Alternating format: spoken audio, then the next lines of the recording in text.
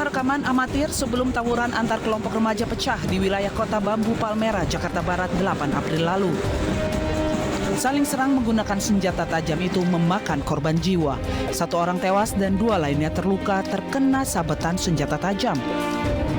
Polisi kemudian menangkap 8 pelaku yang semuanya tidak dihadirkan saat gelar perkara karena masih di bawah umur.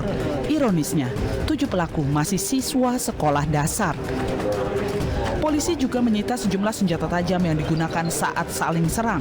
Tawuran ini bermula saat 2 kelompok remaja sedang keliling membangunkan sahur. Waktu itu memang anak-anak mau acara membangunkan sahur ya. Sahur antara anak-anak dari KBU sama KBS. Seperti biasa sebetulnya. Dan sudah kita lokalisasi juga. Cuma waktu itu ada penyusup mungkin ya dari anak-anak Jatipulo ini. Mereka menamakan dirinya dari Junior Jatipulo di IG-nya itu. Memang sebelumnya ada akun-akun tantangan-tantangan di situ yang kami perhatikan. Kayak terjadilah itu. Saling ledekan, akhirnya ada korban. Karena pelaku masih di bawah umur, Polsek Palmerah bekerja sama dengan Balai Pemasyarakatan Kemenkumham untuk pendampingan pelaku selama proses hukum.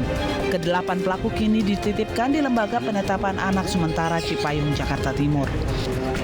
Dan itu untuk kami nanti ke depannya, anak ini bagaimana, apakah anak ini akan langsung ke peradilan atau kita laksanakan dulu diversi, karena itu berdasarkan SPPA. Karena biasanya anak di bawah 14 tahun tidak boleh ditahan, ini permasalahannya. Sebelumnya, Muhammad Dias, usia 20 tahun, warga Brigjen Katamso, Palmerah, Jakarta Barat, meregang nyawa karena luka sabetan senjata tajam saat tawuran antar kelompok remaja pecah di wilayah Kota Bambu. Jenazah korban sudah dikebumikan pihak keluarga di tempat pemakaman umum Kemanggisan, Jakarta Barat.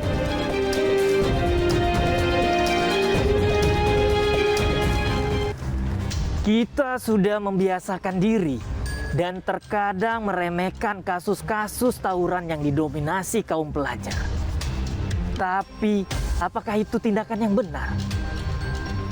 Baru-baru ini kejadian tawuran bahkan sampai dilakukan oleh kelompok anak-anak sekolah dasar.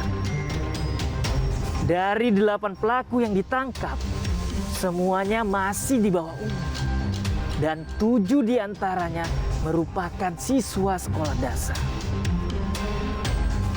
Ironisnya, 1 tewas dan 2 terluka hanya karena saling ejek saat berpapasan untuk berkeliling membangunkan warga yang sahur. Apa jadinya dunia ini? Saat orang tua terlalu sibuk mencari nafkah untuk makan besok, sampai melupakan masa depan yang harus dia jaga. Gue tahu beban orang tua tidaklah mudah. Tapi itu tidak menjadikan kita menggunakan berbagai alasan untuk mengelak dari tanggung jawab membesarkan anak. Kalau kita terbiasa menyebut anak adalah berkah titipan dari Tuhan, maka kita juga harus terbiasa menyebut titipan Tuhan itu harus dijaga dan dirawat secara bertanggung jawab. Gue Bang Ano akan menjadi suara bagi mereka yang resah dan takut. Gue akan menjadi wajah bagi para pengungkap kebenaran. Saat ini ada laporan yang masuk ke gue. Pelapor gue samarkan identitasnya. Selamat pagi Bapak NN. Selamat pagi Bang Ano. Bapak NN, apakah laporan yang ingin Anda sampaikan? Oh iya ini Pak, mengenai anak-anak yang di sepanjang jalur Cakung Cilincing yang suka malak-malakin supir-supir itu yang sangat meresahkan banget itu Pak. Di mana wilayah lokasi yang ingin Bapak laporkan? Lokasi yang sering terjadi pemalakan itu di sepanjang lampu merah arteri Marungga sama sepanjang jalur masuk pelabuhan NPCT itu. Apakah Bapak pernah mengalami pemalakan? Apa saja barang-barang yang hilang, Pak? Dulu pernah sih, setahun yang lalu lah. Pernah. Pemalakan itu ya ngambilnya apa aja yang dia lihat di mobil gitu, kadang duit, HP dan lain sebagainya lah. Apakah Bapak sudah pernah melaporkan ini ke polisi? Kalau saya belum, saya sendiri bingung cara melapornya bagaimana begitu. Lalu apa harapan Bapak?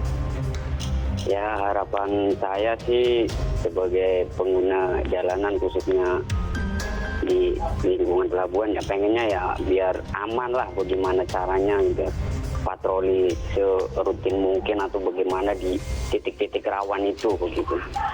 Baik, saya akan bantu menyuarakan laporan Anda agar sampai ke pihak yang tepat. Semoga kasus pemalakan di jalan segera ditangani oleh pihak terkait. Siap Bang Ano. Nah, sekarang gue akan kembali membacakan laporan yang masuk. Masih seputar pemalakan. Dari @jogja_jaln_jajn.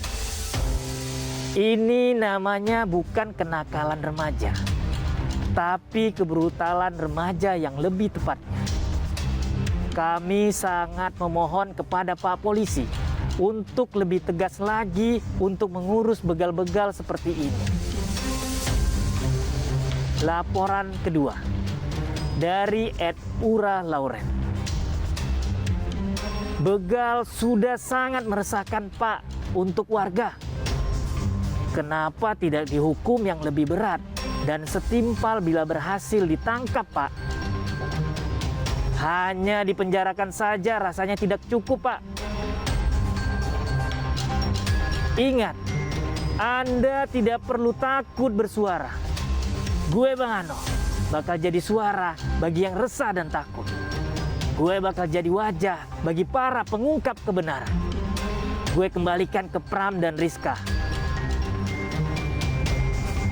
Ya, terima kasih Bang Ano. Semoga pesan dari Bang Ano juga bermanfaat untuk kita semua ya. Waspada juga nih buat kita semua untuk masyarakat di luar sana. Ya, baik ya pemirsa. Kami masih akan menghadirkan beragam informasi lainnya untuk Anda tetap bersama kami di Lapor Polisi. Anda lapor, kami sampaikan.